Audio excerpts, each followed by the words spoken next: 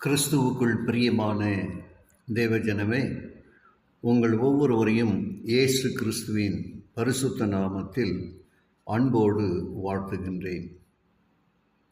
சாத்தான் சிறப்பாக வெற்றி கொண்ட ஒரு காலகட்டமானது தங்கள் மதத்தின் தூய்மையை காத்துக்கொள்ள துணிந்ததால் திரளான கிறிஸ்தவர்கள் பயங்கரமான முறையில் கொலை செய்யப்பட்டார்கள்.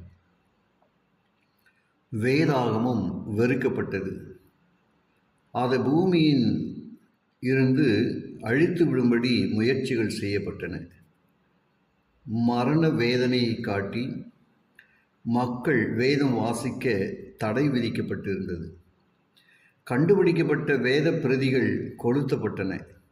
ஆனால் தேவன் தமது வார்த்தைகளின் பேரில் விசேஷித்த கவனம் வைத்திருந்தார் என்பதை நாம் பார்க்க வேண்டும். அவர் அதை பாதுகாத்தார். வெவ்வேறு காலகட்டங்களில் வேதாகமத்தின் ஒரு சில பிரதிகளே உலகில் இருந்தன. எனினும் அவரது வார்த்தைகள் அழிந்துவிட அவர் அனுமதிக்கவே இல்லை. கடைசி நாட்களில் ஒவ்வொரு குடும்பத்திற்கும் ஒரு வேதாகம புத்தகம் வீதம் சொந்தமாக வைத்திருக்கும் வண்ணம் அதன் பிரதிகள் மிகவும் அதிகரிக்கப்படும். ஒரு சில வேதாகம பிரதிகளை இருக்கும் பொழுது அது மிகவும் அருமையானதும் உபத்திரவம் அனுபவித்த இயேசுவின் பிள்ளையடியார்களுக்கு ஆறுதலாகவும் இருந்ததை நாம் உணர வேண்டும். வேதம் மிகவும் இரகசியமாக வாசிக்கப்பட்டது. இப்படிப்பட்ட மேலான பாக்கியத்தை பெற்றிருந்தவர்கள் தேவனோடும் அவரது குமாரனாக இயேசுவோடும் அவரது சீஷர்களோடும் தாங்கள் நேரில் பேசுவதாக உணர்ந்தார்கள். ஆனால் இந்த பாக்கியமான உரிமை அநேகரின் உயிரை குடித்தது. வேதாகமம் வைத்திருந்தவர்கள் கண்டுபிடிக்கப்படும் போது சிரசேதம் செய்யப்படும்படி அதற்காக நியமிக்கப்பட்டிருந்த இடங்களுக்கு அனுப்பப்பட்டார்கள். கம்பங்களில் கட்டி வைக்கப்பட்டு எரிக்கப்பட்டார்கள். பாதாள சிறைகளுக்கு எடுத்துச் செல்லப்பட்டு பட்டினியால் சாகும்படி விடப்பட்டார்கள். மீட்பின் திட்டத்தை சாத்தானால் தடை செய்ய முடியவில்லை. இயேசு சிலுவையில் அறையப்பட்டு 3ஆம் நாளில் உயிரோடு எழுந்தார்.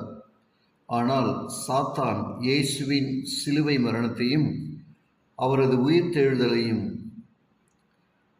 தனக்கு சாதகமாக செயல்படும்படி அமைக்க எண்ணி அதை தனது தூதர்களுக்கு சொன்னான். கிறிஸ்துவோடு 10 கட்டளைகளை குறித்து பிரமாணமும் மடிந்து போய்விட்டது என்று சற்று தீவிரமாக முயன்று அழுத்தம் கொடுத்து அவர்களை நம்பச் செய்யக்கூடுமானால் அத்துடன் யூதர்களின் பலிமுறைகள், காணிக்கைகள் ஆகியவைகளுக்குரிய பிரமாணங்கள் கிறிஸ்துவின் மரணத்தோடு மறைந்து போய்விட்டது என்று இயேசுவில் விசுவாசம் வைத்தவர்கள் நம்ப வைக்க முடியும் என்று காரியத்திலும் உடன்பாடு கொண்டிருந்தார். ஜெபிப்போமா. கிருபையுள்ள நல்ல பிதாவே, உமக்கு நன்றி சொல்லுகிறோம். உடைய வார்த்தையின் வழியாக நீர் எங்களுக்கு கொடுக்கிற எச்சரிப்பின் வார்த்தைகளுக்கு ஸ்தோத்திரம். அக்கிரமத்தின் ரகசியம் எவ்விதமாய் செயல்படுகிறது என்பதை நாங்கள் புரிந்து கொள்ள ஆவியானவர் எங்களோடு பேசுவதற்கு ஸ்தோத்திரம். இயேசுவின் நாமத்தில் ஜெபிக்கிறேன் நல்ல பிதாவே. ஆமென்.